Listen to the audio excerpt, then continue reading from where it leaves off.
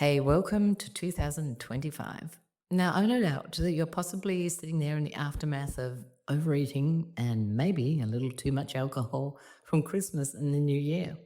So, while you're sitting there contemplating life this January, I'd love you to listen to a playback recording of one that I made with Tracy Noon, one of my dearest friends. And it was all about travel and personalities. Because as you're sitting there, reflecting on your goals and what you might be doing in the coming year, I'm sure that travel is one of those wishes or expectations that's actually sitting there on your radar.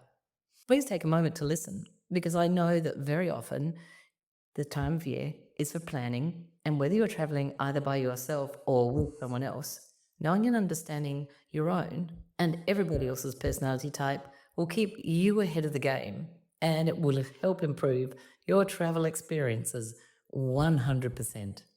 Happy travels, and I look forward to talking to you again soon. Personality type and travel. Have you ever travelled with people and vowed you'll never do so again? So have I. People are so different, and often you don't see the side until you're in close proximity with them for long periods of time. And there are so many things that can annoy the heck out of you. They're never on time, they're too planned, not planned enough, messy, need to be with you all the time, spend too much time by themselves, want to go on scary adventures, or don't want to do anything but mainstream tours and see the tourist sites. And the list goes on. We're all unique. We have many different influences in our lives that create the individual people that we are today. What I've worked out, after many trips with my family and friends, is that people have very different personalities, and travelling in close quarters can bring these differences to a head. But they can also create wonderful experiences that you might not have had you not been travelling with them. Our personality type plays an important part in the way we get our energy, see the world, make our decisions, and structure our world. So today we're going to look at the judging perceiving preferences. We're looking at how we structure our outer world. Now this usually divides people into two camps of preference. Remembering there's no right or wrong preference, just different. There are the judging types, the J's. They need to schedule things in advance, and they love diaries and timetables and planning. They don't need a wide variety of options or a long period of time to decide on things. 3 or 4 choices are usually adequate. Usually, they want to know and book all travel arrangements, outings or sightseeing trips well before leaving. In fact, for some, if possible, a year. They find it hard to change plans that have been made and can become upset or frustrated if this is the case. They feel more comfortable knowing that it's all in its place. If you're sharing accommodation with them, usually you'll find them organised with all of their possessions neat and tidy in the room. Luggage will usually be neatly and efficiently packed. Outfits for some have been planned and packed accordingly so that things mix and match appropriately. When my judging son and his equally J friends were booking a trip several years ago, they used my perceiving travel agent to find their accommodation.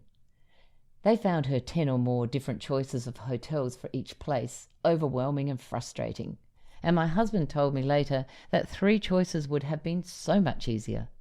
They also felt she took too long booking their trip. They wanted it in the bag, so to speak, as soon as possible.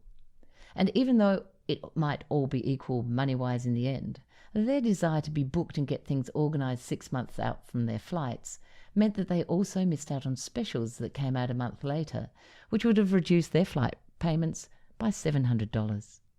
Too bad, said I, a serial late booker. Sometimes wait and see is a virtue. Now perceiving types, P's, love to leave things unstructured, look at as many options as possible, make last-minute decisions, and are happy to change plans at any time. They're happy to book things at the last minute. They don't need to plan activities. They go with, well, we'll see what we want to do when we get there. I'm a perceiving type, as you know, and so is my travel agent, and she sends me the longest list of potential hotels she can find, and we spend weeks discarding, introducing more, and sometimes when I decide and book my hotel, it's just as I'm about to jump on that plane to go to that destination. The thrill of that last-minute decision-making. My luggage is often flung into the suitcase without much consideration of packing or when or where things should be worn. When we're travelling as a family, we must consider different types when planning and getting ready for our trip.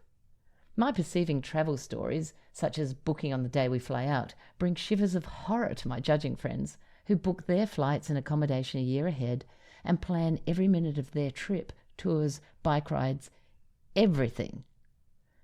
Fortunately, we haven't gone on a holiday with them yet. My goodness, how can people know to plan that far in advance? There are so many choices. We don't need to make them all straight away. A perceiving type going on a holiday with a judging type has its stresses and joys. My family are all perceiving types except for my son Jack. He's a judging type. When we go on holiday, his first question is, have you planned anything? Really? Do we have to plan? Well, obviously, yes, we do. We make some plans so that Jack feels comfortable and knows what he's doing, and his need for organisation is met.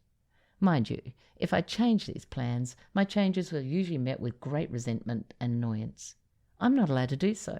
As he says, plans are made to go with, not to ignore and dismiss at a whim. Darn it, tied in we are.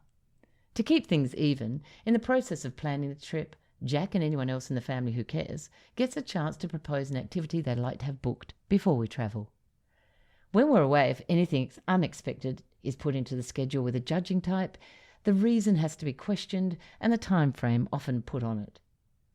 However, I must admit having Jack on our trip is so useful for things such as checking plane schedules and noticing that one of our flights wasn't actually on the next morning, it was the day after. Always a good find. When Jack informed me of my mistake, I did tell both he and Cassie how lucky they were to have an extra day in that city. Always the optimist. Jack has also picked up forgotten bags and jackets in various airports, which has been a lifesaver, as it saved many trips to the lost property. Knowing and understanding each other's personality type brings the ability to understand where the other person is coming from. When you can do this, you can negotiate successfully with each other and holiday in harmony and goodwill. Please remember the examples used in Tracy and my discussion today are based on our experiences about the judging and perceiving preferences. They do not tell the full story of the MBTI 4-letter type profile. I'm Kate Mason and welcome to Parenting and Personalities. This is the podcast that connects you to the ones you care about the most. My guest and fellow interviewer is Tracy Noon. Tracy and I are lifelong friends. We've both used the MBTI as an essential tool in our business lives, and we're also parents and partners, and we're going to share with you the important and positive aspects of knowing and understanding personality type and what it brings to the family journey.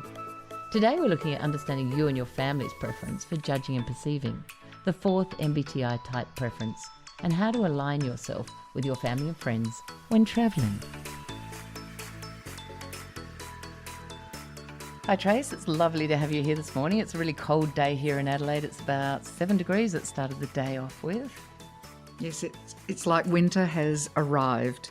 But thanks for having me back again, Kate. A pleasure. We're not usually used to this kind of weather at this type of year.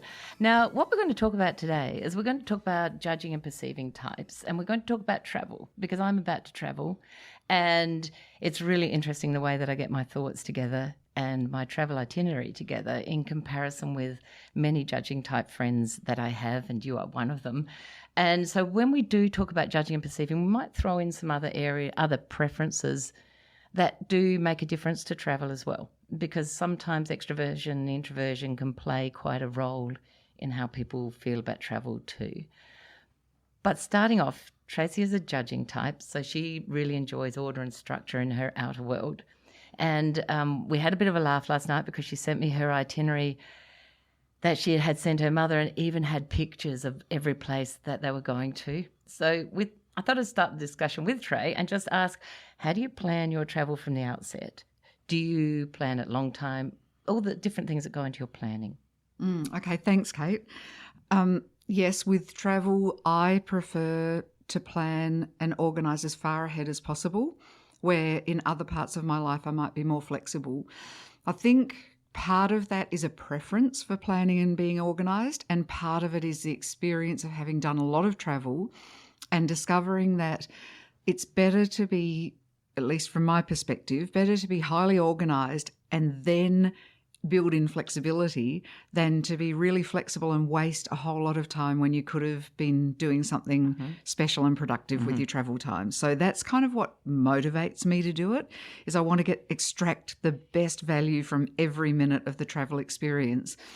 The other thing that motivates me to get really organised, well, apart from financial, because the further ahead that you book things, usually the less expensive they are. So there's that. But the other is that I like to keep my travelling partner or partners informed as to, because often I'm the organiser because I like organising.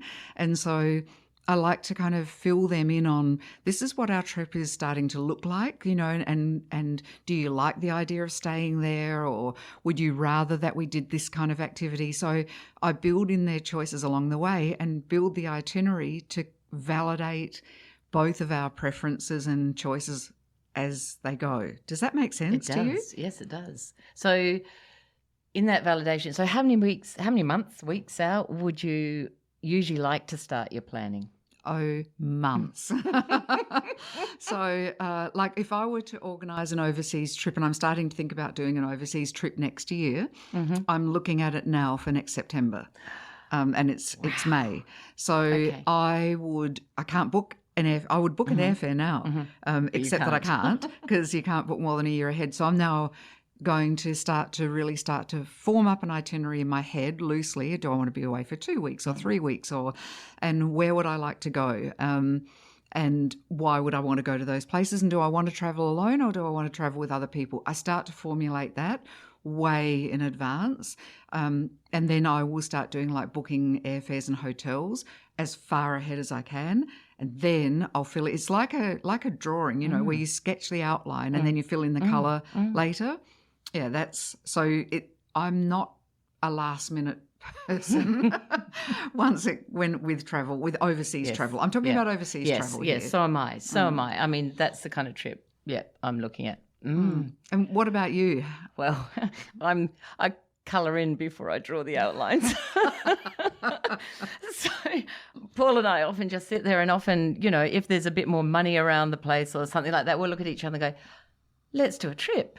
Okay. And then usually it might be 3 or 4 months out, and this is an overseas trip. And the best part is I've got a travel agent who is so like me, but she's big picture as well. So she and I will start planning, and she always says, oh, Kate, don't worry. There are planes, there are hotels. You don't really need to book that far out front. And I'm good with that. And so except for Jack, poor Jack in our family, we all just go with the flow. So I you know how you book your experiences. So I chat to the family as I go along. They like to put me in charge. I actually don't like being in charge because this isn't my thing, planning, you know, and scheduling and making sure you get on planes on time and all that type of stuff. It's really quite stressful.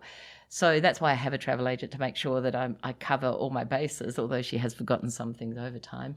But so what I do is I start looking at hotels, but I have been known to book a hotel just as I've got on a plane to the place we're going to. Oh, no.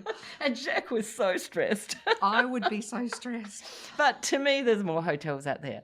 The other thing is with experiences, and this is where I have to be really careful with it, travelling with judging types, is I'm very much in the moment type of personality, and I really need to learn that a lot more people look to the future. So if I get to a place and I haven't booked a special experience or something, I don't care. There'll be things to do. And if I miss out on something, well, I wasn't obviously going to be doing that in the start. So too bad, you know, we just find what's there. Whereas I say in my preamble to this, Jack is always saying, well, what have we booked? Where are we going? What trip have we booked? Now, if I explain the reason why I hate this is because if we book and we're doing something else that day, that booking ties our whole day around a particular activity, okay? So then when we get there, for example, we're going to Paris in a few weeks, and the kids have decided they're going to do Disneyland. And that's okay, look, their choice, Paul and I aren't going. But they're going to plan, we've only got 2.5 days there, and they're going to plan that. And then Cassie said the other night, but what if we get there and all of a sudden we decide, actually, we want to see more of the sites? We can't change that plan. Why not? Because they'll have paid for it. So?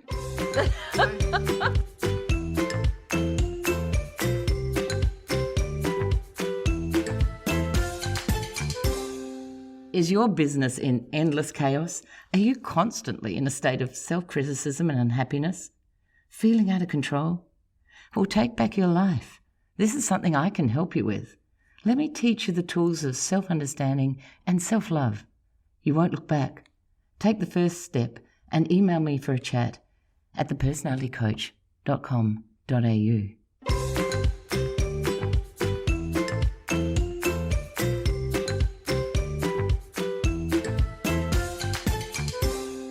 So what's really Yeah. this is where I look at, this is the loose tight thing for me is I love, like, I can't even tell you how much I love researching where I'm going. Right. And so I'll know what all the museums are, all the art galleries, all the events that are on, what Broadway shows if it's New York, or what opera if it, and then I make my decisions and I book my tickets. And then if on the day I don't feel like going, or the weather's awful, or something better comes up, I just don't go. Wow, well, that's wonderful. And I could quite easily do that. But the other thing is that certain personality types care more about money too than others. And for them, that loss of money would be huge. And that's a thought I've never actually given it, that we actually don't need to go. So an example of this was we went to Hong Kong for Jack's 18th birthday, and I booked 6 months in advance because, I had to do it, at one of their famous restaurants that they've got. And on that particular day, because I hadn't researched where I was going and what I was doing, Trey, it was a Chinese public holiday, and we decided to go to Macau. And so it took us 3 hours waiting in line for the ferry. By the time we got to Macau, we were actually dumped in this huge terminal that I didn't know was there. And luckily, a guy called Paul, and I talked to him because my husband was Paul, and I thought, this has got to be fate. He was beautiful. He put us in his minivan and he raced us around Macau and promised to get us back on the ferry in time to go to this restaurant. And look, it was one of our best moments because it was so spur of the moment and so exciting trying to get back. So stressful though. So we had to get to that restaurant by 7:00 that night. So lack of research, then that booking. So for me, I don't look and go, should have researched better. I look and go, shouldn't have booked. Should have just got, because then if we got back, we could have stayed longer in Macau. I think that's one of the things that's kind of interesting about preferences, which is how we validate our own preferences. Yes. So I would look at that experience and go, there is evidence that I need to research things properly and be highly organised. You look at it and say, there's evidence that I shouldn't book in advance. So we reinforce our own preferences. We do, don't we? and you know it works. So we both feel good about what we've done, and I don't kind of ever worry about it. But I am aware this trip that we are travelling with 2 J's, and so I've sat down and said to them, although it is only 3 weeks out, guys, if you want to book some things, you can. And I think a lot of things are booked out, but that's okay. Like I say, it's my trip and I'm good with it. And they put me in charge. If they want someone else to be in charge, that's all good. So perceivers really hate being caught into a timetable or into a tight, a schedule of anything, in a sense, in anything in life. It makes us feel very hemmed in. A friend of ours booked a trip out for us for a full year, and in that time, Paul's dad actually got very sick, and the trip involved a $10,000 cruise on a lake somewhere, and Paul's dad passed away, and we had to miss that. And for us, we wished we hadn't been booked out so far because his dad got sick quite early in that, but it was all booked and paid for. So for us, it's like, oh no, I'd much rather do things at the last minute when we kind of know things like that are not going to happen. So it's a really odd, just a bit different. So, yeah. Yeah, whereas for me, booking things makes me feel freer. I would feel so stressed, like it would ruin the holiday for me if things weren't booked in advance, because I would spend the whole holiday stressing about, well, where are we staying tomorrow? And wasting a good holiday time trying to find a hotel. Yeah. So it's really fascinating, isn't it? But as you say, I think the important thing is to know with the people that you're travelling with, what are their preferences, and trying to accommodate. You don't want to ruin your perceivers' holidays by making them feel boxed in.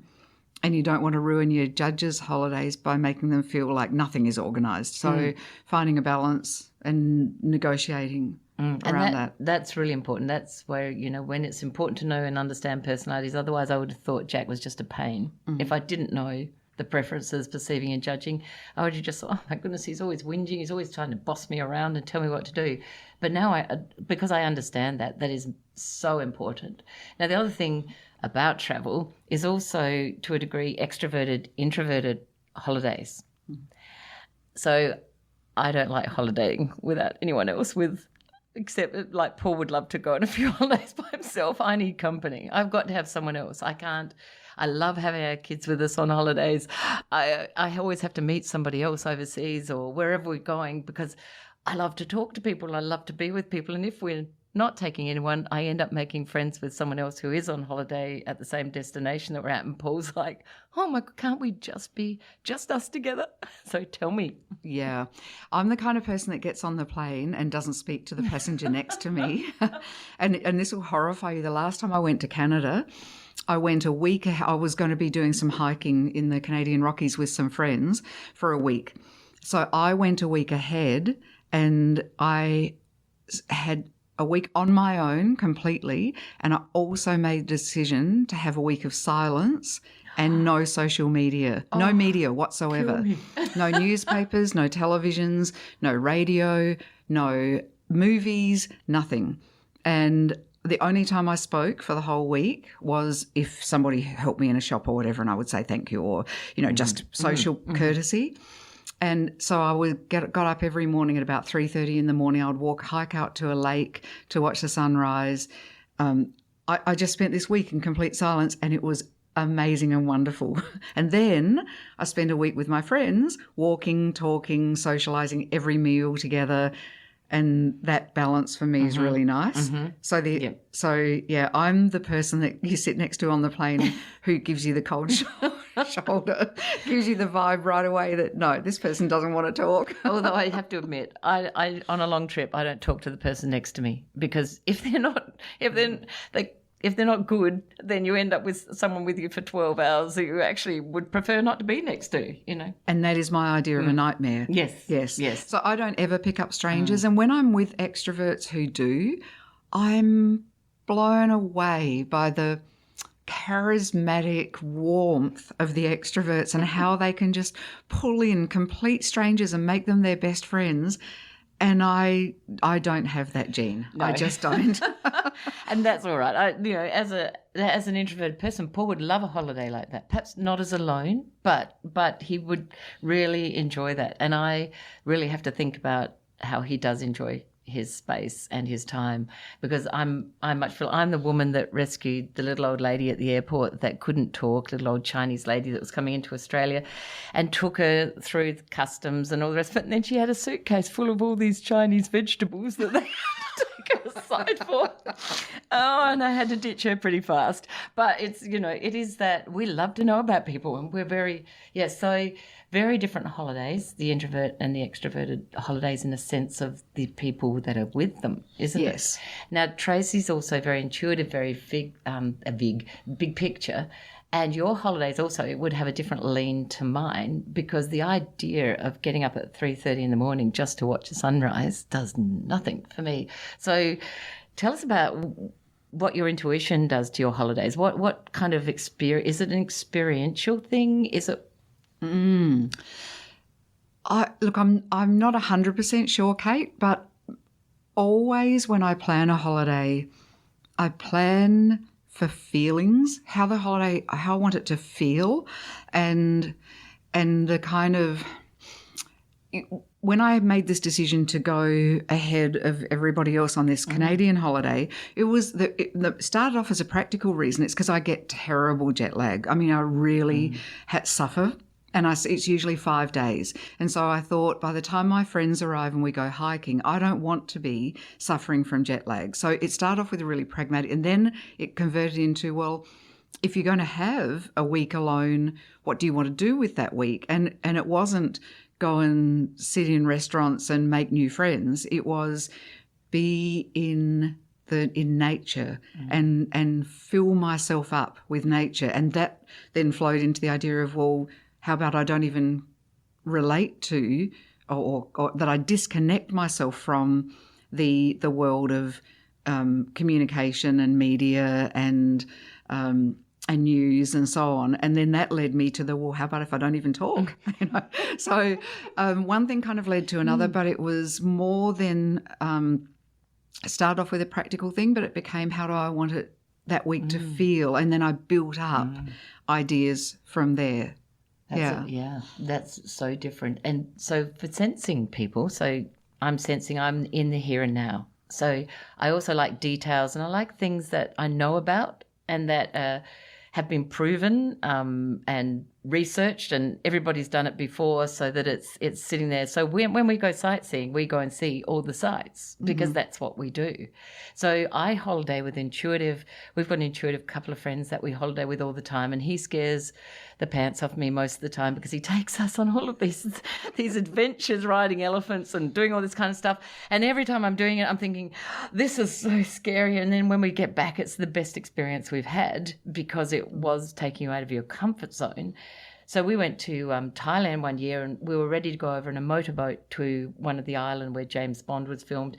And he decided to turn down a dirt track because he saw a thing that said longboat for hire, and we ended up in this longboat that was built for 9, and we had 12 people on it, and the level was so low, and we're going amongst the reeds, and I'm just sitting there working out how I can rescue my children if we all fall in the water. And we finally got to the island, and it was got off the boat, and then he took us back, and he took us to his cousin's village, water village, to feed us. So I didn't eat anything because I was really worried I'd get food poisoning. And look, I was so relieved to get back home, back at the hotel, but that became one of our greatest memories. So I'm not an experiential kind of a holiday maker, but I do appreciate when someone turns my holiday into an experience, if you get what I mean. So, it's really good to have both. It is. In that area. Yeah, I would agree. I actually think travelling with people with different preferences, as long as they are thoughtful about yours, can create a really different holiday experience. You and I haven't ever done a long haul holiday together, have we? I'm not sure how that would go. I actually think I'd love it. You would plan everything, and I'd get photos of where I'm going, and it would be amazing. It would be amazing. I would actually love it. We should do that sometime. Yep. Sounds like a plan. Well, if you're listening right now, then you might be able to relate to either of us, or you might not relate at all. But it would be really interesting to hear your thoughts. If you've got any thoughts at the end of this, to pop down and let us know. And happy holidaying to anyone who's going away, and have a think about the people you travel with. And thanks for being with me, Trace. Thanks, Kate. There are so many important things you need to know when travelling with family and friends. Acknowledge everyone's needs for quiet times and people's times. Decide who would like to have an exciting off-the-beaten-track adventure and who enjoys visiting traditional landmarks in the city or country you're in. Allow events to be timetabled, but for those who enjoy some free time, include space in your holiday program.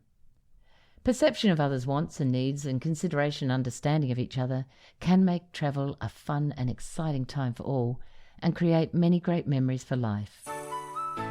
Thank you for listening to Parenting and Personalities.